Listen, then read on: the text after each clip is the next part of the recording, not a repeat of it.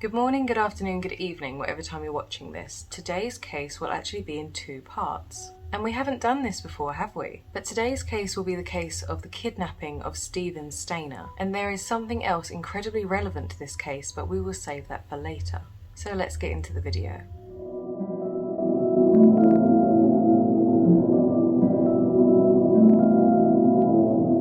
Steven Gregory Stayner was born on the 18th of April 1965. He was born in Merced in California in the United States. Steven Stayner was the third of 5 children born to Delbert and Kay Stayner. He had 3 sisters and an older brother. Steven attended Charles Wright Elementary School, which was about half a mile from his home. Typically at this time, kids would walk themselves to school. This wasn't unusual, as parents liked to give independence to children at an early age. There also wasn't a fear of stranger danger at this time, so parents allowed their children to walk to school and back by themselves. And so on December the 4th, 1972, this day was just like any other. Steven would walk to school by himself, have a whole day of learning, and then Steven would walk home. But on this day, it was not like any other. On this day, just a few blocks from Steven's home, Steven was approached by Irving Edward Murphy. Irving asked Steven if he thought that his mum would be interested in donating some items to a church fundraiser.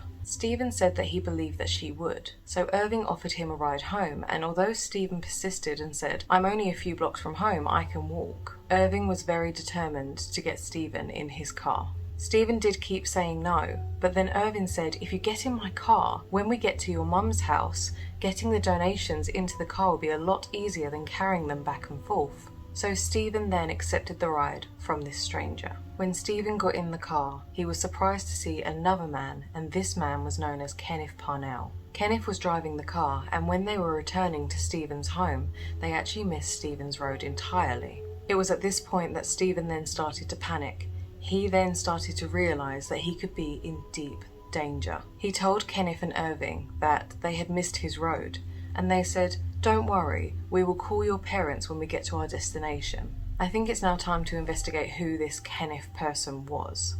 So Kenneth Parnell was born on the 26th of September 1931, and he was born in Amarillo, Texas. Kenneth's father actually abandoned the family, and this caused Kenneth's mum to take her and Kenneth to California, where she would open a boarding school. And when Kenneth was 14 years old, he was abused by one of the tenants of the boarding school. This caused Kenneth to start living a life of crime. His crimes included public indecency, car theft, and arson. In 1951, Kenneth had a criminal complaint filed against him for the abuse of an 8-year-old child. Kenneth was sent to a psychiatric hospital and was deemed a psychopath. The hospital decided that it was best to keep Kenneth for an indefinite amount of time, but Kenneth actually escaped. He was later recaptured and then sentenced to 5 years in prison. After 3 years, he was released on parole under the condition that he would seek counselling, which he did not do. He violated parole and moved to Utah. And in Utah, he was imprisoned yet again for the crimes that he had now committed in Utah. But he was released in 1967, and then he would move from Utah to California, where he would meet Irving. Kenneth saw Irving as a man that he could manipulate. Kenneth also told Irving that he was a reverend, which obviously, no, he wasn't. Kenneth reinstated this idea of being a reverend to Irving by calling himself reverend and saying that he was a religious leader acting under the instruction of God. He told Irving that he needed to find a young boy so that he could give that young boy a better life. Irving had learning difficulties and very much trusted people, especially those that he believed had good intentions. So Irving trusted Kenneth, and on that day that they saw Steven walking home from school, Kenneth turned to Irving and said, "That is the little boy that we are going to give a better life to." In the car, Steven would make a very bad mistake. He would open up and tell Kenneth and Irving very personal details about him and his family. But do remember, at this time, Steven is 7. There is absolutely no judgment upon his decisions on that day. But he would make the mistake of telling them that his family were in financial difficulties and he had recently had an argument with his mum and dad.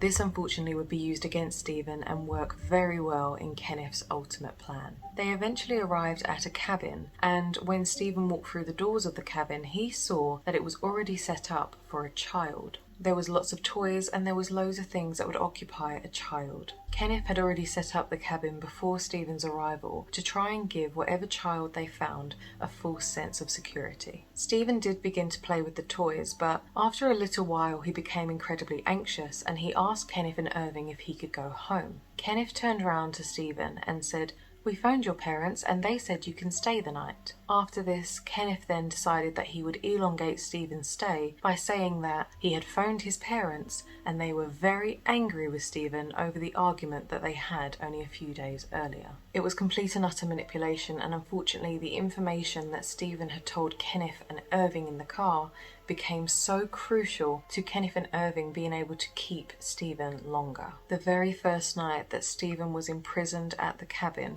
would be an example of the hell that Steven was going to go through. He was assaulted, and I know you know what I mean by that, and this wouldn't be the last time that Steven would be assaulted by Kenneth and Irving. On the third day that Kenneth imprisoned Steven, Kenneth actually left for the day and left Irving and Steven together. And when Kenneth returned, he told Steven that he had been to court and Steven's parents were there, and they said that Kenneth can have full custody because they could no longer afford Steven.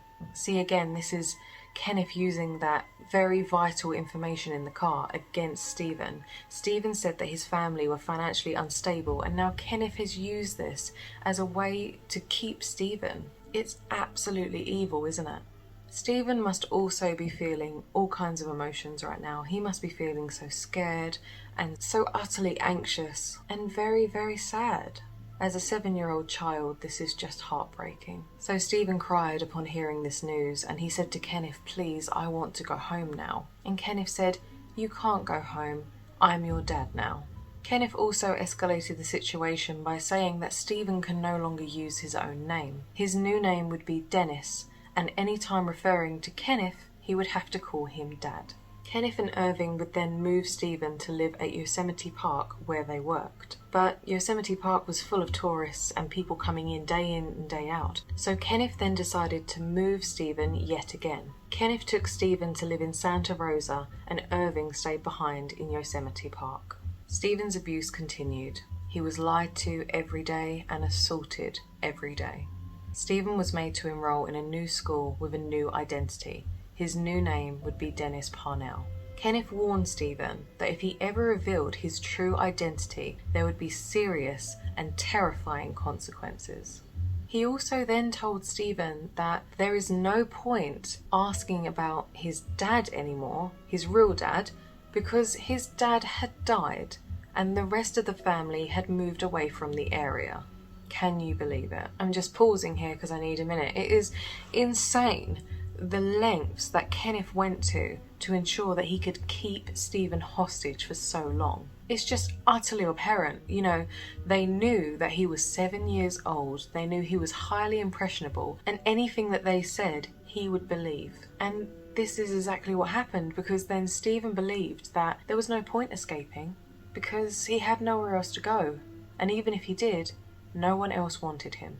They would constantly move to different trailer parks, and even though Steven was going through physical and mental pain, he was being tortured, he was being lied to, and he must have been in mourning because he'd just been told his dad has died. But regardless of this, in school, Dennis was incredibly popular and doing very well in his studies. Kenneth, at some point in Steven's kidnap, would meet a woman called Barbara, and Barbara would live with them for 18 months. And you might be thinking, oh well, Barbara would find out eventually and then help Steven and help him escape. No.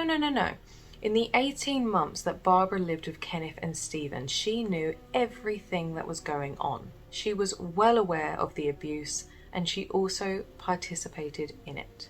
So you may be wondering, well, where is Steven's family? Are they trying to find him? The answer is yes, they were. They were trying incredibly hard to find Steven. So much so that Dell, Steven's dad, actually became very unwell. He became obsessed with finding Steven.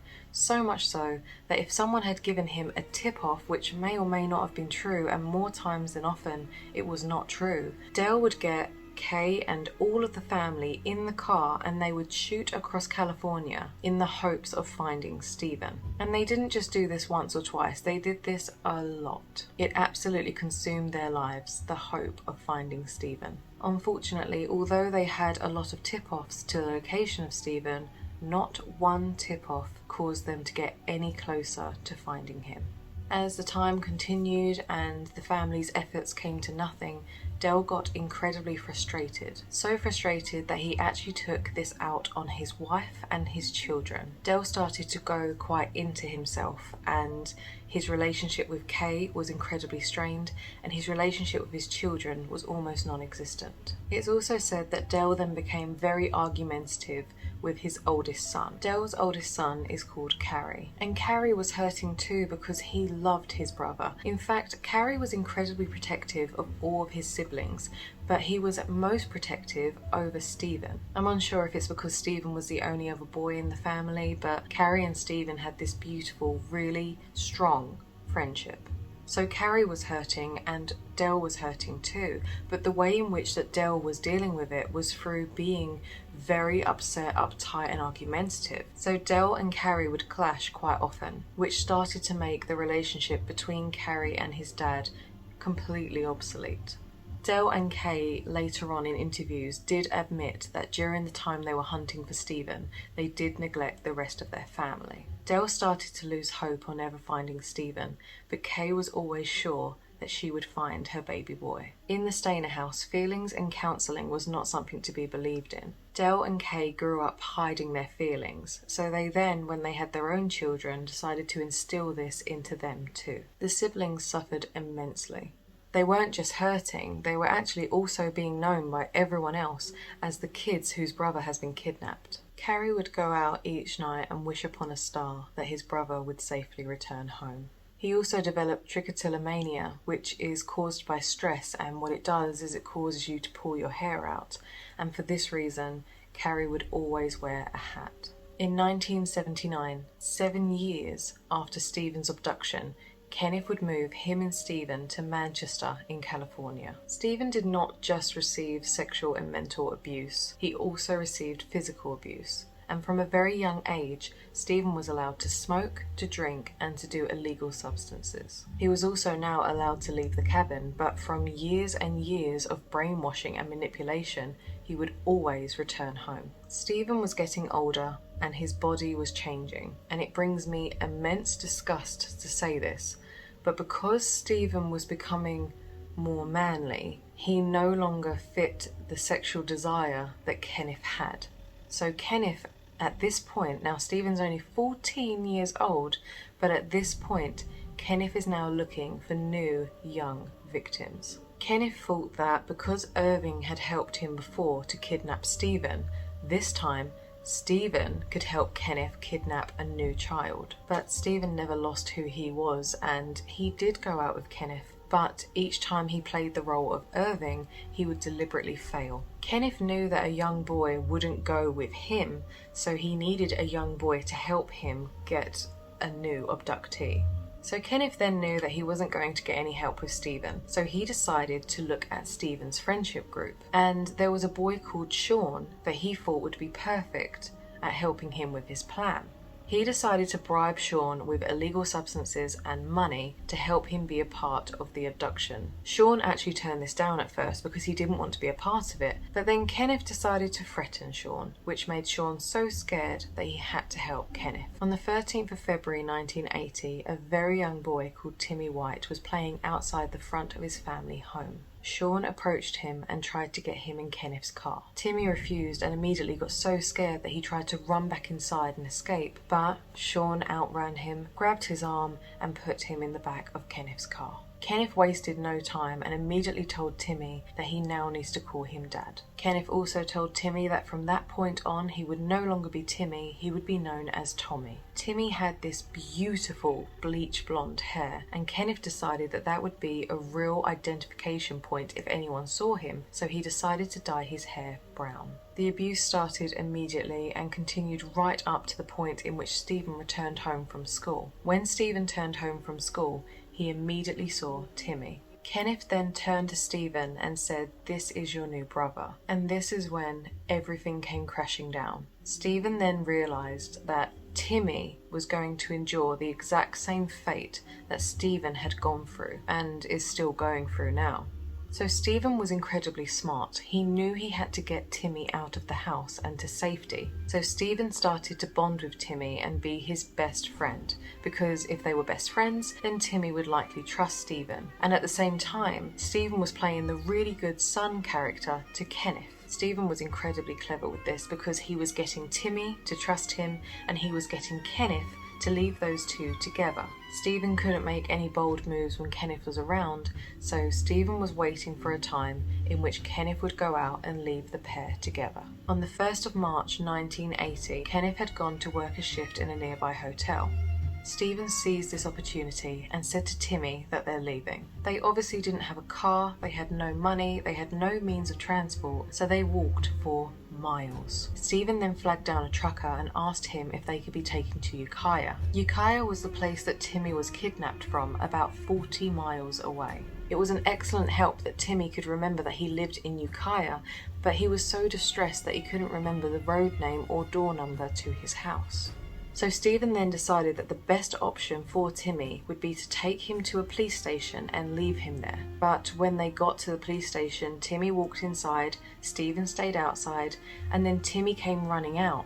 He was so scared, he just couldn't speak to anyone by himself. Steven did not want to go inside the police station, but he knew if he didn't go in with Timmy, Timmy wouldn't go in at all. They both went up to the reception and Steven then says, "This is Timmy, he has been abducted." And the police are well aware of who Timmy is because the media is in a frenzy about finding this lost child. But the police did not know Steven, and so they presumed that Steven was the one who had abducted him. Steven was then taken in for questioning, and when they interviewed him, Steven actually said, "I've also been abducted. I was abducted years ago."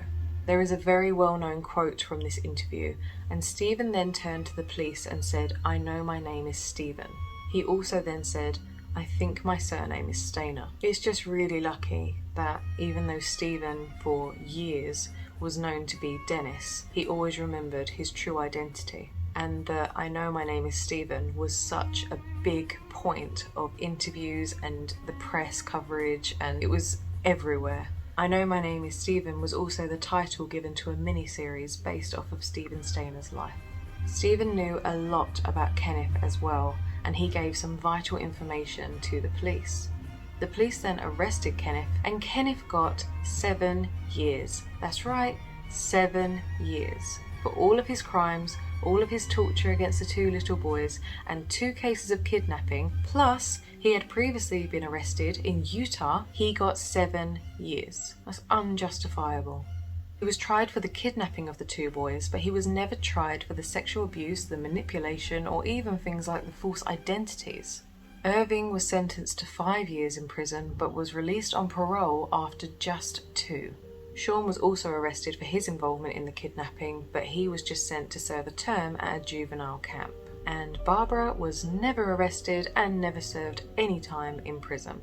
An update on Kenneth was that he only served 5 out of the 7 years he was given in prison, and he was arrested again in 2003. Kenneth tried to coerce his caregiver into buying a child for him. Luckily, his caregiver knew all about Kenneth and all about his previous crimes and set up a sting operation with the police. He paid $100 for a birth certificate and had another $400 on his person to finalize the payment for this child.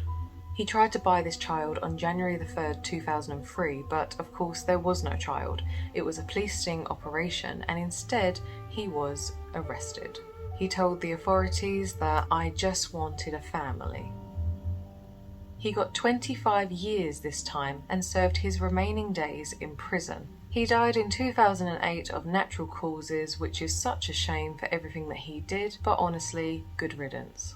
Angie and James White, who were Timmy's parents, got the call from the police and rushed immediately to the police station to identify their son. Steven's parents were also contacted too, and the police decided to take Steven back to his house. Steven then realised it was the same house. They had never moved. And sweetly, the family never moved house on purpose because they wanted to be there just in case Steven ever returned home. It was also very quickly discovered too that Dell, Steven's father, had never passed away. When they returned home, Steven's road was completely filled with reporters, and Steven was now known as a hero for saving Timmy. Steven Stayner disappeared on his way home from school in Merced, California. He was 7 years old. 2 weeks ago, he walked into a police station in Ukiah, California with a younger child who had been kidnapped recently. Steven had been calling his abductor Dad for some time. For 7 years, his parents, Kay and Delbert Stayner, never gave up hope that he was alive. And this morning, they have these 3 members of the Stayner family joined us, and they are joining us from San Francisco, where it's still the middle of the night. Good morning, Steven and Mr. and Mrs. Stayner and Michael Hyder. Nice to have you all with us. Thank you. Thank you, David. Thank you. Steven, to police and your parents, obviously you just disappeared off the face of the map. What happened that afternoon? Do you remember when you were walking home from school? Yes, I was walking home from school, and I was stopped by a man along the street just a few blocks from my house, and he asked me if I wanted to, me or my mother wanted to donate something to a church. And I had told him that my mother would probably want to. And so he offered me a ride home. I had refused the first time, telling him that my house is just a few blocks away. And he had asked me several more times, and after a while I had taken the ride. And then the car pulled up, and I got in, and they passed the road that I lived on. I had told them that that was the road I lived on. They said that we'll just call your parents to see if you can stay the night. Were you afraid? Not that much. I was a little bit. There was such a media storm for Steven. He was offered interviews, book deals, and it really seemed like a happy ending, but in reality, it wasn't. Steven had suffered years of multiple types of abuse, and because his family didn't believe in therapy or counselling, Steven had to suffer his PTSD alone. He had also been allowed to drink and smoke, and now that he was back into his old family lifestyle, those things were no longer allowed. Steven found that everyone around him had changed in the 7 years that he had been abducted, and he found it incredibly hard to fit back in with the Stayner family lifestyle. Carrie had been away camping at Yosemite when Steven had returned home, and when Carrie rushed home to see Steven, Carrie was under the impression that they were going to be exactly as they were, but the reality was that Steven had now changed completely as a person, and their bond was no longer as strong as it once was. As Steven was only 14 years old, he was made to go back into school, which was incredibly difficult for Steven because he had all of this media circus following him. The other downside, and this is horrible, really, really horrible, but because there was more coming out about Steven, the details of Steven's abuse came out, and because of that, he was relentlessly bullied for his sexuality. In the court case, Steven and Timmy testified against Kenneth 2 times. Kenneth's defense lawyers were horrible to the boys, especially to Steven, because they kept saying and asking horrible questions that basically implied that Steven stayed out of his own free will.